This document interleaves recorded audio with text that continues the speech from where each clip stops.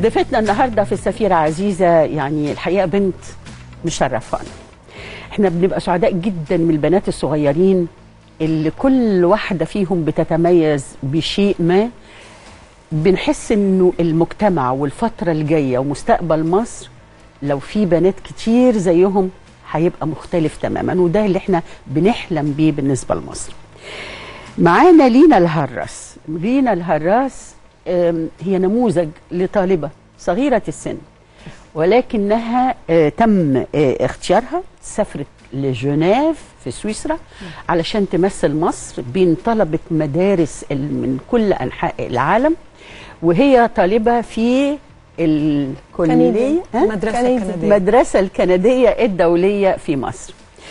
بيروحوا يجتمعوا البنات من كل بنات اعتقد واولاد كمان يلينا، بيجتمعوا من كل انحاء العالم، وان هم يطرحوا ويحاولوا ان هم يجدوا حلول للمشاكل المنتشره في مجتمعاتهم المختلفه. الكلام ده مظبوط؟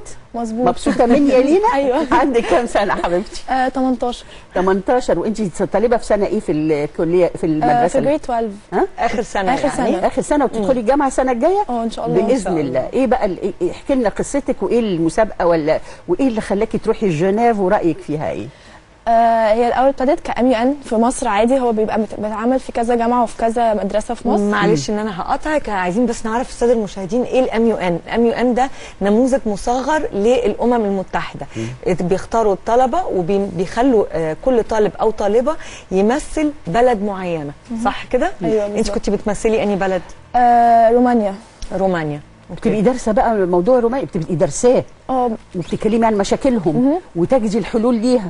طب يا اختي كنت اتخصصتي في مصر. انا ابني كان الصين. وهم احيانا من بلاد تانية يعني يتخصصوا في مصر.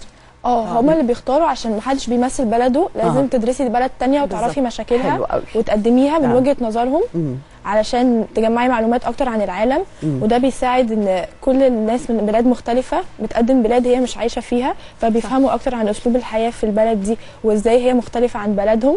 ويمكن الحلول كمان اللي هتطرحيها تبقى حلول بالنسبه لهم خارج الصندوق.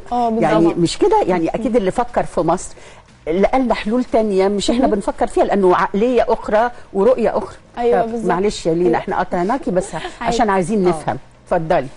فالمهم جم اعلنوا في يوم ان هيبقى في ام يو ان بره مصر، وهيختاروا ناس معينه تمثل مصر بره. بس الاول لازم نعمل انترفيو وامتحان، ومن خلال اجابتك في الانترفيو والامتحان بيختاروا مين اللي هيروح يمثل مصر. فاي سايند اب عادي، وبعد كده عملت الانترفيو والامتحان واختاروني. من قد ايه بقى راح؟ كام واحد راح؟ لا انا مش عارفه هو كام واحد راح بالظبط عشان يبقى كتير قوي، بس هم بيختاروا بتاع 10 كده في الاخر. وبعدين يعملوا تصفيات بينهم ولا ال10 بيسافروا؟ لا ال10 بيسافروا. وبعد كده بنتقسم لفريقين، وكل فريق فينا بياخد دوله، فكان في البرازيل وكان في رومانيا.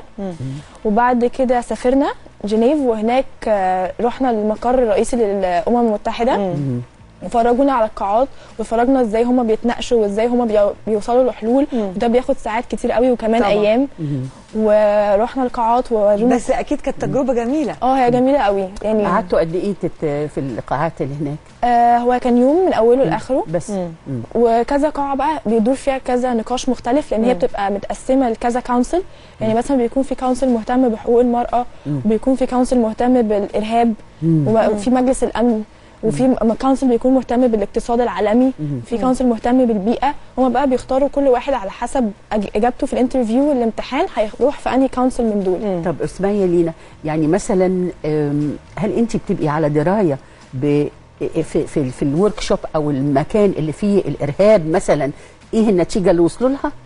وبالنسبه لبلدك ولا بالنسبه للارهاب العالمي؟ هو الاول انا بدرس البلد اللي انا واخداها وبشوف ايه وضع الارهاب فيها وايه المشاكل اللي واجهتها بسبب الارهاب، والدوله عملت ايه علشان تكافح الارهاب او ازاي حلت المشكله دي.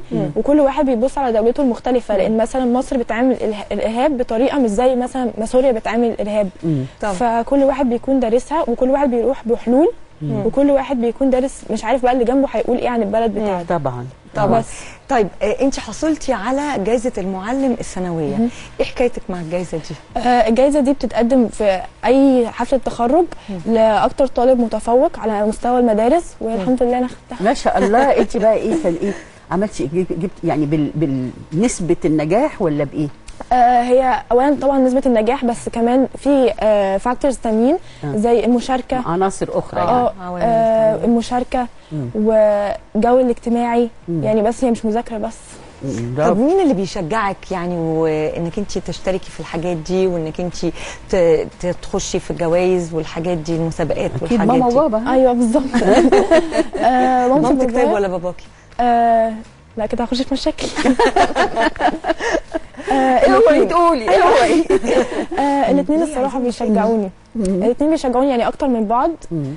ودايما دايما دايما بيحرصوا على ان هم يزقوني عشان اعمل حاجات انا اساسا ما كنتش عايزه اكون اعملها، بس هم لا روحي اعمليها وكده، فده بيساعدني قوي. طب وهل المدرسين كمان بيشجعوكي؟ هو مدرسين يعني، بس مش زي ما اهلي بيشجعوني. اكيد. أيوة. اكيد طبعا. طب قولي لي ايه في جنيف بقى لما طرحتي رومانيا، النتيجه بتكون ايه؟ في كذا حد بيطرح كذا حاجه في رومانيا يعني، بتبقوا مجموعه ولا بتبقي بطولك ولا بتبقي ايه؟ هو على حسب، في MUN ساعات ممكن انا واحده انا ما اعرفهاش تكون برضو واخده رومانيا، وممكن يكون انا يبقى اكتر من رايي يعني بالنسبه فهي على حسب انت وحظك، او انت هناك لما بتسافري بتعرفي. طب وانت كان معاكي حد ولا كنت لوحدك؟ كنت لوحدي. كان نفسك ان يبقى فيه لان ده بيسهل يعمل عاصفه من التفكير طبعا.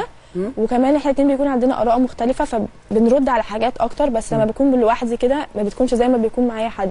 طب انت عارفه انه في مصر في مشكله ارهاب، وان مصر يعني قايمه بدور رهيب في انها تقضي او محاوله القضاء على الارهاب العالمي، مش بس الارهاب في مصر. طب هل انت حاولتي تشوفي زملائك التانيين اللي من بلاد تانية فكروا ايه بالنسبه للارهاب في مصر؟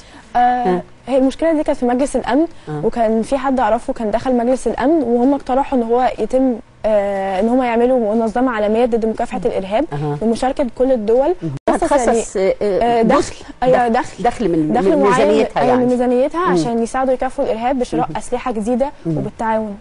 بس انا مش عارفه لو ده ممكن يحصل. والله برافو عليك يعني. بس فكره حلوه والله، فكره جميله جدا ان يبقى في منظمه دوليه على مستوى العالم كله لمكافحه الارهاب. فكره حلوه يعني، مش وحشه يعني. حرصتي انك انت تروحي وتسمعي حاجات بالنسبه لمصر. في حاجه ثانيه استفدتيها بالنسبه لمصر؟ طبعا هم كلهم هناك مش واخدين لسه فكره ان مصر هنا خطر، وايه ده انتوا جايين من مصر وازاي للاسف فعلا ناس كتير قوي فاكره كده، وهم بقى فاكرين ان هو مثلا احنا عايشين حياه ثانيه غيرهم. بس فاحنا لا رحنا وضحنا لهم لا مصر عاديه جدا، وبالدليل ان احنا هو راجعين تاني وكل حاجه عندنا زي الفل تمام كده. لينا بنتمنى لك دايما التوفيق والله والنجاح. لينا الهرس، احنا سعداء بيكي جدا، وانت صوره مشرفه لبنت شابه صغيره. والله دي احسن من 20 سفيره عزيزه كمان. وان شاء الله نشوفك في الامم المتحده لما تكبري ان شاء الله يا ريت باذن الله. بنشكرك جدا. وقتنا جه بقى عشان تغادرنا السيده نهى وتتجه الى مطبخها الجميل وتدينا وصفات جديده، احتمال كبير قوي مش عارفه اللي هو يفيدنا في حياتنا. النهارده عندنا وصفه جميله، ده احنا النهارده هنعمل ملفي بالمانجا. هنهيص يعني. نطلع فاصل صغير ونرجع لمطبخنا ونقول لكم بقى ايه، ان في بكره لقاء جديد مع سفيره عزيزه، وباي باي.